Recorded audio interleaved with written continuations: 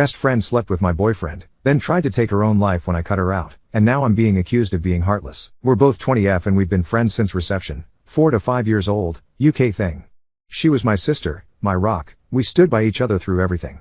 When my parents divorced, she was there to offer a shoulder for me to cry on.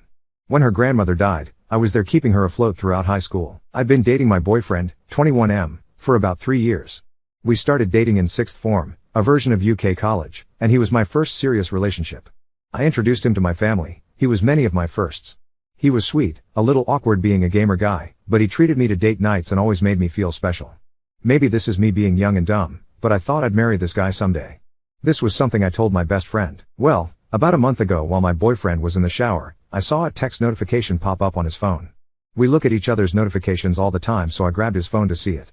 It was from her, asking if they were still on for tonight and if she should wear his favorite dress. He told me he was hanging out with friends and going drinking. Him going drinking with friends wasn't unusual, so I never thought anything of it, but in hindsight I wonder how much of him going out was with friends and how much of it was going out with her. I saved screenshots of their conversations. I sent them to myself. I show him the messages when he came out of the bathroom and demanded he explained himself about them. I couldn't contain how upset and angry and hurt I was. An argument ensued where I told him he was disgusting and I left his place. Shortly after arriving home, I started getting bombarded with calls and texts from my best friend. I answered none of her calls. I couldn't stomach hearing her voice, but her texts ranged from, "She never meant to hurt me. My boyfriend hit on her first. It didn't mean anything." Then it got angry, saying I should hear her out. If I was a real friend, I would take her calls. I'm being petty and childish for not listening to her side. Then back to sad, saying I was her closest friend in the world and she didn't want to lose me. My boyfriend was strangely quiet during this time. After a few days I got myself together enough to send them both messages. Maybe it was cowardly, but I didn't have the strength to call them. I told my now ex-boyfriend that we were done and I won't give cheaters any chances with me. He responded by trying to call me, but after the 3rd or 4th attempt, he gave up. He sent me a final message saying it wasn't that big of a deal, that they just fooled around, but agreeing he didn't want to date me anymore. My ex-best friend was more persistent after I told her I wanted nothing to do with her. Day after day I'd get messages and calls from her. Demanding to talk. Demanding we resolve this. Demanding I not say anything to anyone. Saying she stopped seeing him. Saying she'll kill herself if I don't talk to her. Really fucked up shit. I ended up confiding to a mutual friend about what was going on because I was seriously beginning to wonder if I was being a bitch. This friend reassured me that my feelings were justified. However, I wasn't expecting this friend to spread around what happened. The gossip spread like wildfire and a few days ago my ex-best friend tried to take her life. I said nothing. I haven't visited her in the hospital. I haven't sent any messages to her family. Now her older sister keeps messaging me, telling me I'm a heartless bitch for leaving her at her lowest, for not trying to prevent this and that everyone makes mistakes, and that her sister didn't intentionally hurt me. Maybe it does make me a heartless bitch, but I don't care. I'm relieved she survived, but I'll never forgive her. I'll never forgive her betrayal. She destroyed our friendship when she slept with my boyfriend. Update 1. In hindsight, I know now I wasn't being a bitch, but in the moment when I was being bombarded by texts and calls from her family, it's hard not to let those thoughts mess with your head. I didn't know if I was going to post an update, but some things have happened, so this might get a little long. Sorry. Giving fake names. Ex-BFF is Nikki. Her older sister is Tammy. Ex-BF is Josh. I'll name anyone relevant as I go. So I mentioned in a comment that my mom wanted to speak to me later that day. I had a few replies warning me that she would try to pressure me into forgiving Nikki, and they were right. She came over to my dad's that evening and wanted a conversation in private. She asked if I'd spoken to Nikki yet. I said no. She asked if I was going to. I said no. I was trying to be as firm as possible because I knew what she was about to do. She asked, "Don't you think you should?" My response was, "No. I don't see why I should." I sent her a final message almost a month ago. This is where things began to really go south in the conversation. "Mom, love, she's in the hospital right now. She needs all the support she can get. You're meant to be her friend." I didn't even know about her condition until her mother called me. Me, really? I'm meant to be her friend after she slept with Josh behind my back? I didn't say anything about her because I didn't want to talk about her. "Mom, are you really going to onto a silly grudge? I understand she hurt you, but she's hurting so much more right now, love." "Me, she's hurting?" "Mom, yes, you both are. I raised you to be a kind, forgiving person. Why can't you forgive her?" "Me, what? Like how Dad should have forgiven you?" This wasn't my finest moment. I didn't bring it up before because it wasn't relevant, but the reason why my parents divorced was due to infidelity on Mom's end. And it wasn't only a one-time thing, not that it matters even if it had been, but my mom always believed Dad should have just forgiven her. I admit this was a low blow for me, and the conversation spiraled into an argument from there, with both of us saying some not so kind things to each other. Eventually I decided the conversation was over because we were just going around in circles and heading into yelling territory, so I told her to leave and I'll try talking to her again when we've both calmed down. When she was leaving, she said this: "I hope you're not as cruel as your father." I'm typically not an angry person, but this infuriated and hurt me. I lived 50-50 between my parents. They both made sure I had everything I could need or want, but she felt her situation and struggles were undeserved. Dad never helped with bills or payments that didn't involve me. She expected more. Cheaters always do. I didn't say anything when she left, I just blocked her number and social media accounts and cried. She cared more about the girl who had hurt her daughter than said daughter. She realized pretty quick what had happened and came back the next day, but Dad told her I didn't want to talk to her. True, and she had to leave. It took maybe half an hour before she finally left. The new few days she kept trying to reach me through other people, but I stayed silent. The Friday after my post, I decided I felt calm enough to talk to her and unblocked her. We spoke over the phone, which wasn't as exciting as above. Basically it was her apologizing and telling me she was wrong for trying to force me to forgive Nikki, that she'll respect my decision, but tried to suggest I think about it. I very firmly told her I was not forgiving Nikki. She just said okay. Things didn't really feel the same with us. I couldn't bring myself to be as chatty with her as I was before, and it didn't help that she kept giving me updates about Nikki. The first time she did it, she told me Nikki had been put on a 72-hour psych hold, assessed and eventually released. I told her I didn't want any updates on Nikki's situation.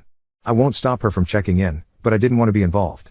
She complained and said she thought I'd want to visit her, but I threatened to block her again if she kept pushing, and she shut up.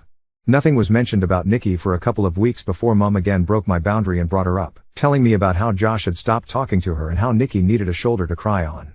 I again told her I didn't want to know, and this was her last chance not to bring her up or I would cut her from my life. She complained again but eventually promised it wouldn't happen again. Maybe I should have learned from my mistakes because I know my mother. She doesn't take no for an answer.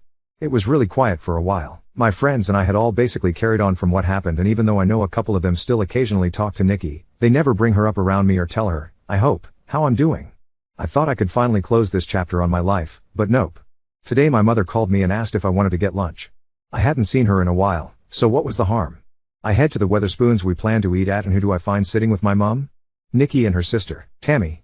As soon as Nikki sees me, she gets up and tries to hug me, but I just raise a hand and take a step back, and this girl has the audacity to look upset. Mom immediately knows she's fucked up because she's scrambling with all of the excuses. It hurts to see you two fall apart like this, you were so close. I thought you'd forgive her by now. And my favorite, she made a mistake, she misses you. During this time, Nikki has been quiet and I can see Tammy's glaring at me. I'm just so fucking angry and upset. I honestly didn't think she'd pull something like this. I wanted to leave and cry, but I looked at Nikki and said, for someone who's made a mistake, she sure hasn't apologized for it, yet. She had this guilty look on her face and muttered something about me having her blocked and having no way to. I said, is that really all you have to say? And she just looked at me confused. I was done. I turned to leave and her sister started yelling after me, saying that I owed Nikki a second chance with all the trauma I put her through. While Nikki was begging me to just listen to her and talk to her. I told them all to fuck off and never contact me again and left. I managed to get out of there before Tammy started a fight and went home, where I sent my mom a text a while ago telling her she'd better lose my number because she no longer has a spot in my life. Then I blocked her and just cried. My dad's been doing his best to comfort me, but it just hurts so bad that my own mother did this to me. So that's where things are at right now. Update 2. I'm the girl who made the my ex-best friend attempted to take her life posts. I didn't think labeling this post like that really fit. I first want to apologize for taking so long to give you an update and to also thank you for your kind words. I've not been able to reply to many messages, and I've had a lot, but I've taken the time to read through every single one and I appreciate every single one of you. This Christmas has been amazing. I spent it with my family, with my dad. I went out Boxing Day night with my friends to party hard and regret it harder the following day. I'm in a much better place than I was back in December 2023. That's kind of why I struggled to give you all an update, because around Christmas plus New Year's 2023, I was not in a good place. I really needed to focus on myself and work on getting myself in a better place. As of January 2024, I have been no contact with my mother. Unfortunately, I've seen her since then, and I've done my best to avoid talking to her in the 3 occasions I've had to be in the same place as her. Not out of choice, mind you, but it is what it is. During Christmas 2023, she had expected that I was spending it with her and her side of the family. Given the events at that time, this was obviously not happening, and my dad told her as much. She lost her mind. She refused to take no as an answer leading up to Christmas. To the point Dad and I left for my paternal aunt's house on Christmas Eve to spend the night there. According to a neighbor, my birth giver showed up pretty early in the morning to catch us leaving, but was irate to learn we already weren't there. Thankfully, my aunt had moved house quite recently, so my mother didn't know the new address. But we came home to parcels completely destroyed on our porch the following Boxing Day. There was even Christmas card labeled to me, but inside was a horrible letter from my mother, describing me as the worst daughter on the planet. That honestly destroyed me and I spent New Year's a mess. It's difficult cutting off your own mother. I spent half of January 2024 trying to fix things with her, but it came to a head when I realized I was the only one forced to compromise. I finally cut off contact, and it's been that way since. There's been more between then and now, but I think those are incidents I'll post on my Reddit page or in the comments of this post to prevent it from getting too long. In terms of Nikki, I've heard she's doing better. We've not spoken since my mother's lunch escapade, but she's found a job and according to a mutual friend, found a new circle. Despite everything that she's put me through, I'm happy for her. It's almost 2 a.m. here in the UK, so if I suddenly stop responding to comments, I've fallen asleep. Now on to second story. Best friend's husband called my husband an a-shole for delivering tacos, sparking a bizarre feud and neighborhood drama. I'm writing this post because my best friends, Kate, husband, Bert, called my husband, Tim, an asshole. I have historically kept my opinion of Bert's behavior to a minimum on the grounds that good friends say their piece once and then love each other through shit relationships. But I'm asking internet strangers to be the judge. I am traveling for work. Kate is stuck at home, working, at 7 months pregnant on modified bed rest. Generally during the week I drop over once or twice to bring her family some dinner. Tim cooks extra portions once a week to share, cheer her up, read her oldest a couple of bedtime stories so that mom can go to bed early and get some sleep. Bert works an office job. Stressful, I'm sure, but during her pregnancy he's been working longer and longer hours, salaried, not overtime. She's been sad and a bit lonely. Yes, I've suggested counseling. With that for background, this evening she and I were texting, it was about 6-ish, and she got a craving for a taco place near my house and, importantly, near Bert's office. She says she asked him to grab her some on his way home. He says he's not stopping. He's got work at home and she should just DoorDash something close.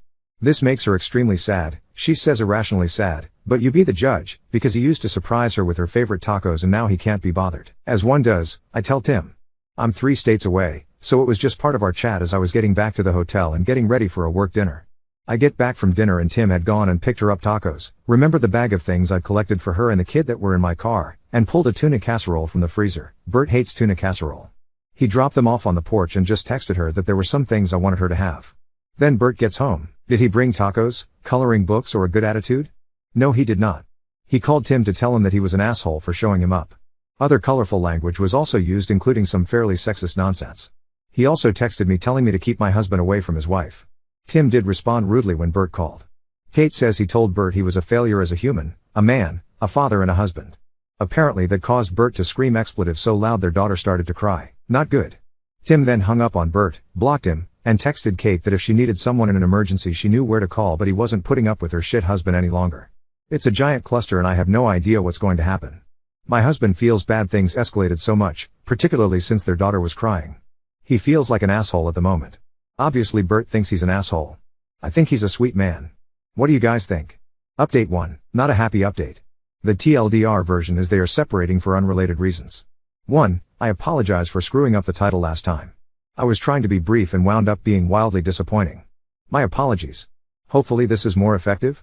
2, this update is shared with Kate and Tim's permission. For reasons, Bert can go fuck himself. Bert did email Tim this morning to apologize. Bert said he had forgotten I was out of town and he didn't realize that Tim was dropping off the meal, train food. It was a weird email for many reasons, but Tim responded politely if non-committal. Tim hasn't changed his view of Bert in part because of what happened between Bert and Kate this afternoon. Bert also texted me to apologize, but I didn't get his message until after I landed and by then everything else had happened. I've elected not to respond. Bert went home around noon after staying at a hotel last night. Kate's sister had taken their daughter to the park so Bert and Kate could talk it out. Short version is that Bert has been avoiding Kate because she's not happy during this pregnancy. I mentioned in a comment that Kate had been married previously and shortly after her first husband died she had complications in a pregnancy that forced her on bed rest. Unfortunately, her son didn't make it. Her current pregnancy is bringing up a lot of painful memories and she's scared she won't be able to make it to full term. So, yes. She's not as cheery as she was when she was pregnant with their daughter. It's a difficult time. Bert is frustrated and angry that she's not happy, so he's been staying late and ignoring her until she stops doing that. I know that sounds horrid, but I think they could have worked through those feelings. But as he was explaining how he felt, he said she should be glad her son wasn't there because otherwise she wouldn't have this life at all. Yeah, that still knocks the wind out of me. It's so cruel. She did talk to him about that statement, but the explanation doesn't get better. In any event, for her that was just the end. She told him she was done, they can work out joint custody, but the marriage was over. She called her sister and she and her husband encouraged Bert to leave. Currently, Kate's not angry or sad or panicked. She's just done. Personally, I'm surprised since they've weathered some fairly shitty things including infidelity, by him. But I guess that was the line? In any event, her D&D friends are over there for Saturday games night and they are eating waffles. She thought it was important for the internet to know that waffles are appropriate separation food. In terms of her well-being, which many kind souls were worried about, they have a prenup. The house is hers, his family property is his. I'm sure there will be a fight over custody, but she will be financially okay. In any event, she has family and friends who will help and support regardless of what happens. Update 2. Holiday update. I guess whether you think this is a happy update depends on whether assholes abandoning their kids is a net positive or not. Prior post, Kate and Bert are still separated. It took her a few weeks, but she finally spoke to her attorney and asked them to start the paperwork. One problem has been locating him for service and scheduling parenting time so it wouldn't appear that she is withholding his child. The night he was escorted out he apparently went to a hotel, then told his boss he had to work remotely, where the fuck was that option? And then moved home to his mother. Kate has reached out to him multiple times to schedule parenting time and only found out last week that he wasn't in the state. She finally called his mom to see if she wanted to come and see her grandchild for Thanksgiving and learned that he was there the entire time. In any event, they finally made a parenting schedule and, at her attorney's suggestion, agreed he could have the first holiday since the separation. He was supposed to come down on Wednesday and pick up their daughter for a few days so she could spend time with his side of the family. So we planned a Friendsgiving to keep her spirits up since her little one would be away for the first time. Fun? Not fun, but it's what families do. Anyway, he didn't show. Thursday morning, still no Bert. Kate was worried since he was supposed to drive down, so she called his mom again. Bert was fine, but didn't feel up to dealing with this. Yup. Heard it myself with my own 2 ears. Kiddo was thankfully still asleep, so she did have the joy of watching her mom have a complete and utterly meltdown. Kate didn't have the greatest childhood herself, and knowing her boss husband was completely indifferent to his daughter was just too much. She was sobbing so hard she couldn't breathe and then started to have contractions. Then her sister and I started panicking. Had we been thinking clearly, we probably would have remembered that she had BH with both pregnancies and calmly assessed the situation after she wasn't so overwrought. Instead, I panic dialed her OB and we rushed her to the hospital. She's fine. Baby is fine. Kiddo has now more screen time and junk food in 2 days than her mother has let her have in her entire life, because I am not a great babysitter. Kate will be in the hospital for a few more days as her OB is concerned with her stress levels. Her sister's husband called Bert, but thus far he has not made any attempts to do something useful, like I don't know, take care of his own child? So I guess there won't be a fight over custody? A shitty update, but it's been a shitty weekend. If anyone knows how to cheer up a little girl who is missing her parents that doesn't involve McDonald's and Bluey, please let me know. If there were still Toys R Us, I'd probably be bankrupt. Update 3. On the less good news, Kate is going to be in the hospital for the duration. She and the baby are fine, but due to some complications they want her to stay there until she delivers. Kiddo is staying with us until tomorrow. We live close to the hospital, but she'll be heading back to sister's place, which is close to her preschool, tomorrow night. Kate wants her to have as much normalcy as feasible. I'm still worried, but the doctors are great and seem to have it under control. Update 4. It's a boy. I don't know if anyone still cares, but Kate safely delivered a perfectly healthy little boy on Thursday and is now back home. Her sister's was by her side and it all went fairly quickly after she was induced. Bert is still MIA. Last we heard he was in Alaska with his brother. Kate's lawyer has been managing communications to keep the evidence trail as pristine as possible. He has been served, but of course these things take time. The little one asks about her dad every single day and it breaks my heart, but I guess there's no help for that. We are following the therapist's advice, and legal advice, on that subject. I think it will get easier now her mom is finally home. On the home front, Kate is thrilled to be out of the hospital. We have all huddled up for a plan to help her over the next few months while she recovers. I'm on duty today, but everyone is currently napping so it's quiet and peaceful.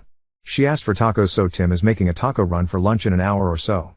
I probably won't update again, but I did want folks to know she and her son made it through with flying colors.